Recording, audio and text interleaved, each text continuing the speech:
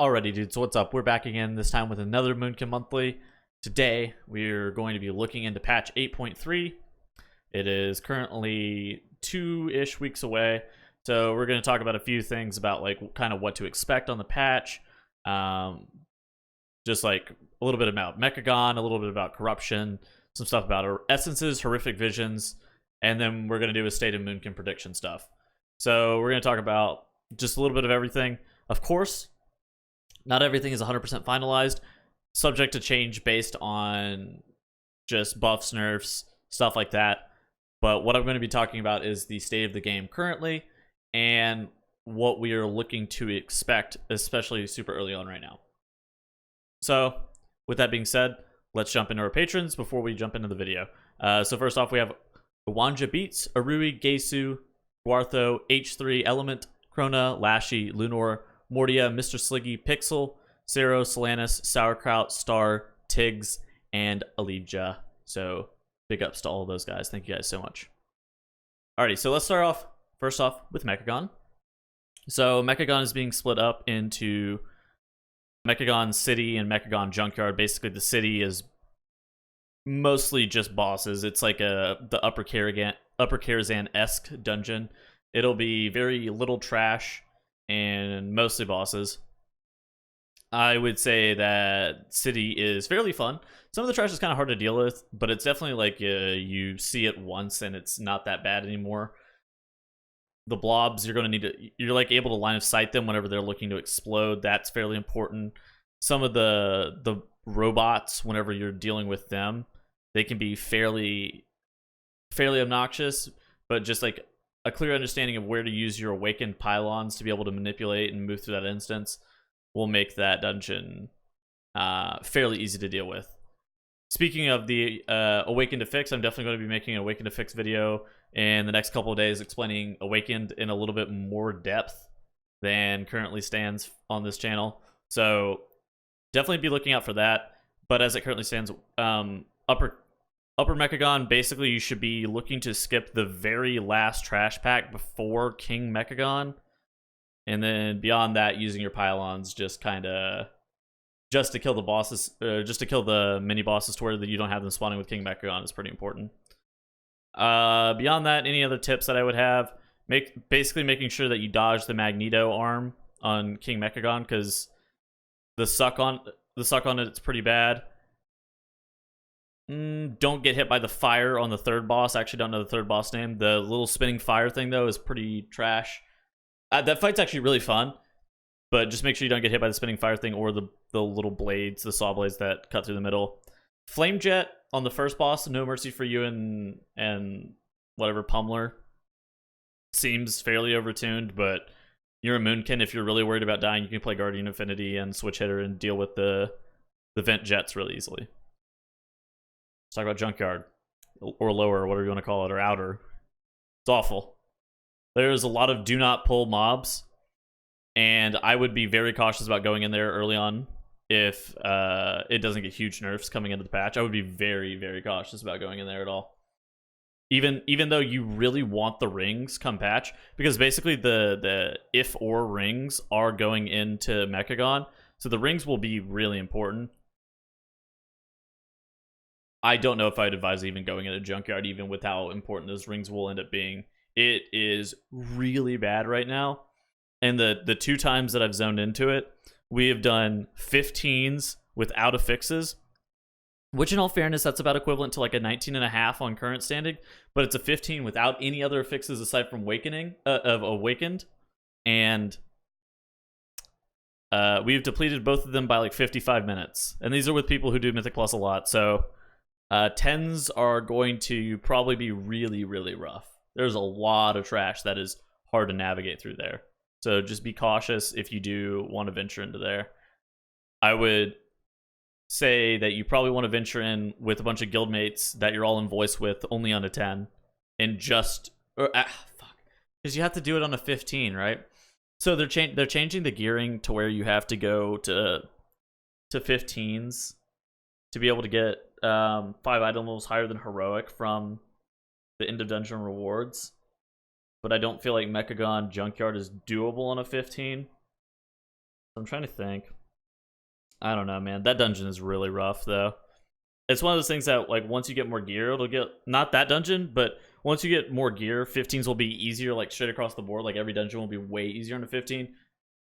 There's a lot of anti-kite trash. There's a lot of mobs that you just can't pull in there. It's gonna be pretty rough, though. So I'd be very cautious. But yeah, so that is that. I'm going to be making a more in-depth Awaken to Fix video and a more in-depth Mecha Gong video. But as for those, upper is fun. Enjoy the shit out of that one. Lower, be cautious of. Come patch though, I would recommend getting up with a group of your friends and trying to farm as much corrupted gear or as many mythic pluses as you possibly can during the week, because you can get 5 item levels higher than heroic from 15s. Generally they will drop your key level 4 levels on patch release. So if you do something like a 20, you're probably pretty safe. If you do a 20 like right before patch, the week before patch, then you should get a 15, because it should be 1 from the normal decay plus the -4. So you would be able to get a 15. You could do you do a bunch of 15s there and try to get as much gear as possible with as many corrupted and corruption pieces as you can. Corruption is not guaranteed by end of dungeon rewards though, but just farming a lot of mythic plus, especially during heroic week, will be important. So let's talk about corruption a little bit and what effects you're looking for. So if I have to wager a guess, I would say bonus haste or bonus crit will probably likely be our best. Critical damage is not super insane for us as a stat. I know it's insane for stuff like Destrolocks and Fire Mages, but not exactly the top tier for the pinnacle for Moonkin. So bonus haste or bonus crit will more likely than not be our best. Obviously, this is all subject to change based on some very aggressive tuning that they may employ. Speaking of which, Echoing Void is a corruption secondary that you can get on some of your pieces, and it is by far the most insane shit on the PTR right now. It does damage based on like your health or something, and it is freakishly overtuned. I expect it to get a huge nerf. Like you remember when Lunar Shrapnel got like a 70% nerf? I expect Echoing Void to be on up there and get that 70% nerf too. Like, but it is OP right now, so maybe if it hits patch like that, then it'll be useful though. So those are what to keep your eye out for. Bonus haste or bonus crit will probably likely be our best though. That seems like that's the most reasonable. Balancing your corruption budget is pretty important. I don't think you go over 60. 40, going over 40 and getting that negative effect is also fairly frustrating as well. 60, you're going to take some unavoidable damage that in a lot of spots is just like not really okay. So I will have some more in-depth analysis of like what corruption you should be looking for and like what budget levels are acceptable and which are not later on, once I have more thorough testing. But as it currently stands, I would definitely not go over 60. Going over 40 is also kind of a gamble. 20 is, you're fine. Like, you're 100% okay on 20 though, because you can actually like shift out of the slow, because Druid is stupid class. Anyways, so for essences, let's talk about essences a little bit. Vision of Perfection Major is getting buffed. Make sure you have it. It's going to be very important to have on the patch. Make sure you have Vision of Perfection Major. For 2 of the slots, it's probably going to be more of the same. It's going to be like Iris, Essence of the Focusing Iris Minor, Conflict and Strife Minor, Purification Protocol Minor.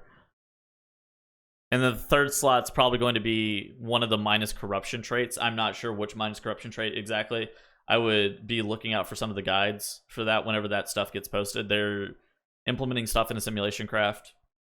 That's just going to be TBD. That's up to whenever all that stuff gets implemented. Same with trinkets, stuff like that. As always, like, there's not always enough testing to be able to be done super early on. There's also time restrictions from people. So as those get added and the data becomes more firm, I will definitely bring those to you guys. Horrific Visions. So one of the major selling points of 8.3 of these horrific visions. And if you guys remember Wither training from Legion, they're very similar to those. You have to go into like a rift, and then you have to go and like fight some mobs and kill some things. It's like solo player content. As for how to deal with them, I have some insight for you guys. Don't fucking do it as balance. There are some things that require kicks, and Moonkin is just not capable of doing them sometimes. I would recommend watching a video before you go in there, learning how to deal with some of that stuff. But playing Guardian for a majority of it, and then playing balance for some of the single target boss style stuff is going to be your best bet. Just because you really want high amounts of single target damage, and there aren't too many kicks on the boss style stuff. You can also respec like in the instance. So playing Guardian for all the trash, because you're going to need kicks. Survivability from Guardian is also pretty insane. That would be nice. As for what you should play for Guardian, you can play like Vision Major or Anima Major. It just kind of depends on what you have. Anima, I think, comes from Mythic Plus, so most people should have it. Then as for minors, it should be some shit like Conflict, and you can play whatever. Like Null Dynamo is really good. Conflict and Null Dynamo would actually be some of your best stuff. But those would be what you're looking for. Alrighty, and so with all of that, it would be, the last thing I have for you guys is what will be the State of Moonkin prediction come patch 8.3. And I know people always really worry about how their spec is going to be performing inside of raids and Mythic Plus and stuff like that. So I just wanted to kind of talk about it for a little bit. Raid, it's looking like a ranged DPS tier. It's looking like the more range, the merrier kind of thing. Definitely not a repeat of Uldir. Balance of strong single target damage is going to prevail. The nerfs to Moonfire and Sunfire, like we talked about on last Moonkin Monthly, are not going to be impactful to the damage. On single target, it is literally like a 0 damage loss because of the Vision of Perfection buff. It's like a 0 damage loss, so you're hard chilling in raid. It's going to be insanely strong. Congratulations, you still have a raid spot. Innervate is still OP. There's going to be no issues with balance. Good.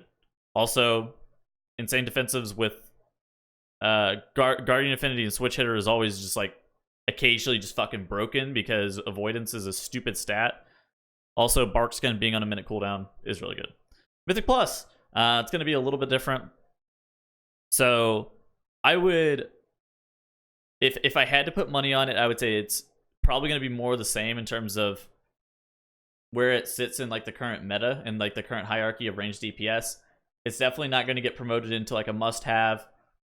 You're probably going to still struggle whenever pugging is Moonkin. I would, in general, recommend playing with a closely knit group if you were going to be playing balance. I would be playing with people that you definitely know, because Moonkin is just like one of those classes that the damage is a little bit on the lacking side, but the utility suite is definitely on the fucking sick tier. But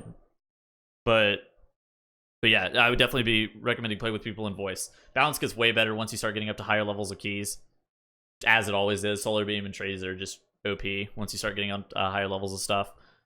But whenever they're underutilized, balance is just like, why would you bring one whenever you can bring like a Demon Hunter or a Rogue? The hierarchy could improve if Holy Pally or Mistweaver are better. So with the nerfs to Resto Druid, with the Vision of Perfection buff, and then with Mistweaver straight up buffs, Holy Pally and Mistweaver Monk, in general, their stock is rising. Resto Druid is getting a very small amount worse. If for some reason another healer is like, alright, this is the meta healer, Balanced Druid instantly becomes better. Just like way better, actually. If everybody is role swapping to a different healer. Then you're like, alright, I really want a battle res, and I really want Druid utility. And then it's like, alright, bring the fucking Moonkin. Let's get him. So that would elevate Moonkin's play in Mythic Plus and viability. What would decrease it is if there's a double rogue meta again, which I don't know, there may be, with like how the Awakened Affix ends up working out. There's like some shenanigans where you pull the mobs away, and then you vanish. Your whole entire group goes into the portal, and then you vanish them off. There's also been, and I'm going to talk about this in the Awakened Affix video, you can also do some stuff where your rogue will pull the pack away, you can mass root the trash pack and stay out of combat, and then your whole entire group goes into the portal out of combat. The 4 people, the rogue is still sitting there with the trash. He vanishes off the trash, and then your rogue with the trash still mass rooted away from the pylon is out of combat. He'll walk over and then he'll hit the obelisk. If there's double rogue meta, then that makes Moonkin worse because I don't see there being a meta where there is 2 rogues and a Moonkin in the same key, just because of how functionally you're going to be trying to play that dungeon. You're going to be playing that with like some high DPS shit. You're probably going to be playing with like a Windwalker, honestly. Like, if you're playing double rogue, it's probably with like a Fury Warrior or a Windwalker. So that would make Balance Druid worse. But as for how it's going to perform, in Raid, insanely strong. Mythic Plus is going to be more the same. If you're doing lower level keys or pug level stuff, I would generally recommend playing Restoration Druid, because it's fucking stupid ass spec. Or honestly, you could learn tanking. Guardian Druid is not going to ever be like, holy shit, we need a fucking bear, get him in there.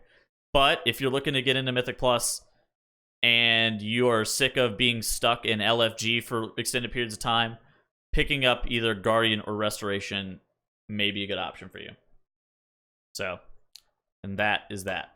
That is definitely going to be my 8.3 review, 2 weeks out from the patch, what you need to know. Make sure that you're farming Mecha Gong, but again, do it cautiously. Definitely be cautious about that. With corruption stuff, bonus haste and bonus crit is going to likely be our best. Crit damage is not super insane. Echoing of Zoid is OP right now, but it'll probably be nerfed. Essences, make sure you get Vision Major, Conflict and Strife, Purification Protocol, and Essence of the Focusing Iris. All of those need to be rank 3. I would probably recommend getting everything that you can for DPS rank 3, except Purple in Space. That shit's not going to be good. You're fine. And then your third slot's probably going to be one of the Mind's Corruption traits. So that makes sense. Horrific Visions, again, Guardian for trash, Balance for bosses. You're going to need to melee kick, and survivability is important. Make sure that you have Anima. Null Dynamo can be good, but you don't have to play that. Anima and Conflict and Strife are really easy to get. Vision, you can also play that as your major. But yeah, that's how you do that. So that will be that. And I hope you guys all have a great rest of your evening. Hope you guys all have a great new year. Thank you guys for making this year so great. Honestly, I didn't expect everything that has happened within the past year to have happened. My Twitch and my YouTube channel have been doing super well lately. Honestly, all the casting stuff, the MDI casting stuff, the Race to World First stuff, all that shit's been super cool. And I couldn't have done it without you guys. So, thank you guys all so much. Genuinely. Thank you from the bottom of my heart. And I hope you guys all have a great rest of your day. I'll see you later.